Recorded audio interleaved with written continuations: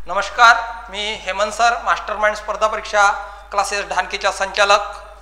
मित्रांनो, 10 दिवसापासून व्हिडिओ टाकले नाहीत कारण मी गावाकडे गेलो होतो, त्यामुळे मी व्हिडिओ टाकू शकलो नाही. पण मित्रांनो, मी आता रेग्युलर एक बुद्धिमत्तेच्या आणि एक गणिताचं जमलं तर करंट अफेअर्सही देणार आहे आणि त्यासोबतच प्रत्येक हप्त्याला ज्या नोटिफिकेशन निघतात त्याचे मी स्पेशल विशेष 2 व्हिडिओ बनवणार आहे. तर विद्यार्थ्यांनो, मित्रांनो ऐका, स्पर्धा परीक्षा म्हणजे काय आणि स्पर्धा परीक्षा का करायची. तर लक्षात घ्या, नोकरी करण्यासाठी स्पर्धा परीक्षा करायची नाही. आपल्याला करायचे आहे व्यावहारिक जीवनात सगळ्या गोष्टी व्यवस्थित समजल्या पाहिजेत. आपल्याला मी गावाकडे गेलो होतो, पुन्हा सांगतो, गावाकडे गेलो होतो हा विषय नाही. मी इकडे तिकडे बघत आहे तर मुलं स्पर्धा परीक्षेच्या, जे शहरातले मुलं आहेत ते स्पर्धा परीक्षा करत आहेत, गावातलेही करत आहेत, नाही करत आहेत असे नाही, पण त्यांच्या रेशो खूप कमी आहे. आणि याच्या प्राथमिक कारण काय आहे सर? आमची परिस्थिती नाही. तर परिस्थितीला दोष द्या नको मित्रांनो. कसं असते, जे तुमच्याकडे आहे ना ते दुसऱ्यांकडे नाही. आणि आपली परिस्थिती काय झाली आहे, मी असं करीन तर लोक काय म्हणतील ना. हा सगळ्यात खराब रोग आहे आपल्याला. कोणता? सबसे बुरा क्या? तो क्या कहेंगे लोग. तर क्या कहेंगे लोकांकडे पहा नको, तुम्ही पहिले स्पर्धेकडे पहा. स्पर्धा कशी आहे? स्पर्धा म्हणजे काय? स्पर्धेकडे पहा म्हणजे किती कॉम्पिटिटर आहेत हे नको बघा. तुम्ही किती क्वालिटीचे निर्माण करत आहात, तुम्ही अभ्यास करताना कोणत्या गोष्टीकडे लक्ष देतात. मी पाहतो भरपूर लोक असेच म्हणतात की सर आम्हाला तो येत नाही, तो येत नाही. मित्रांनो, ज्या गोष्टी येतच नाही आहेत, खूप वेळा मेहनत घेऊनही त्या गोष्टी येत नाही आहेत, त्या गोष्टीकडे पहिले डोळा करा. का डोळा करा? तुम्हाला जे येत आहे ना ते करा. कोणती परीक्षा आहे तुम्हाला 100 पैकी 100 मार्क घेतल्यानंतरच नोकरी देते? मित्रांनो, आपल्याला 100 पैकी 80-85 मध्येही नोकरी मिळते.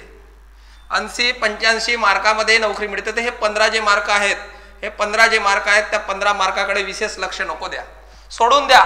खूप मुलांचे असते मेन्शुलेशन समजत नाही, सर जॉमेट्री येतच नाही, सोडून द्या. 1 ते 2 मार्कासाठी तुम्ही पूर्ण ह्या 80-85 ला गोल नको मारा.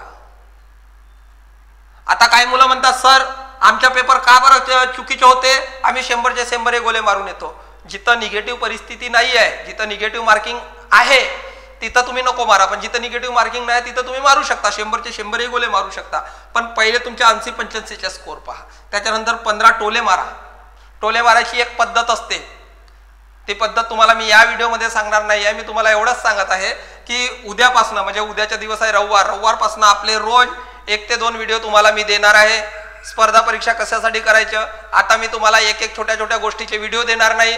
तर आता हा व्हिडिओ प्रत्येक दिवशी व्हिडिओ राहील आपला गणिताच्या किंवा बुद्धिमत्तेच्या.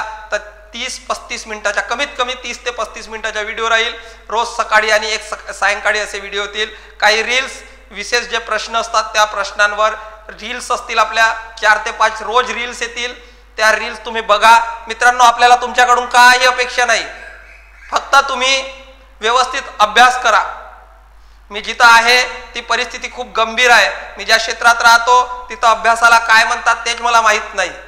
पण असो, तो विषय नाही. कोणत्याही निगेटिव्ह गोष्टीचा विषय करायचाच नाही आपल्याला. कारण आपण जे करत आहोत ते शेवटपर्यंत आपल्याला हे सांगायचे, आपण जे करत आहोत ते चांगलं आहे आणि चांगलंच राहील. कारण आपण कुणाचे नुकसान करायचे नाही. आणि अभ्यास का करायचा? तर अभ्यास ही एक असीमेव वस्तू आहे की जिच्याने माणूस ओरडतो. म्हणतात ना, कोणी ओरडून गेला, कोणी बोंबलून गेला. कोणी ओरडून गेला, कोणी बोंबलून गेला. आमचे शेख साहेब म्हणतात हिंदीमध्ये, तेच सांगतोय मी तुम्हाला, कोणी ओरडून गेला, कोणी बोंबलून गेला नाही. ज्यांनी भारताचे नसीब लिहिलं मित्रांनो, तो फक्त शाळेच्या बाहेर बसून अभ्यास करून गेला. एवढी ताकद या अभ्यासात आहे. हा बरं, अभ्यास नुसता अभ्यास कराल तर तुम्ही खूप हुशार आहात असं नाही. तर अभ्यास करताना तुम्हाला व्यावहारिक जीवनाची चढाओढ माहीत पाहिजे. समाजात काय घडत आहे, समाज कसं चांगला आहे, समाज कसं खराब आहे, समाज कसं काय करते, समाजासोबत काही घेणदेण नसला तरी पण या गोष्टी माहीत असेल. कारण तुम्हालाही मूर्ख कोणी बनवू शकतात. म्हणून या गोष्टीकडे लक्ष द्या. जिथपर्यंत होणार नाही तिथपर्यंत काहीच करायचे नाही. आपल्याला वाटते की सर नुसते व्हिडिओ व्ह्यू साठी पाठवत असतील. नको, व्ह्यू साठी नको, अभ्यास करायचे असेल तरच करा. मला खूप आनंद वाटते. आम्ही गावाकडे गेलो होतो, माझ्या एका मुलाने, विद्यार्थ्यांनी फोन केला का सर तुमचे व्हिडिओ आम्हाला पाहिजेत, आता आम्हाला आवश्यक आहेत.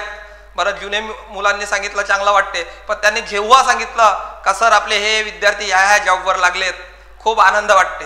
मित्रांनो, मी ज्या क्षेत्रात आहे तिथं मी तुम्हाला आपले फोटो, आपल्या विद्यार्थ्यांच्या फोटो लावू शकत नाही, कारण इकडे नावच नाहीत. आगाशे नाही, भोयर नाही, चौधरी नाही.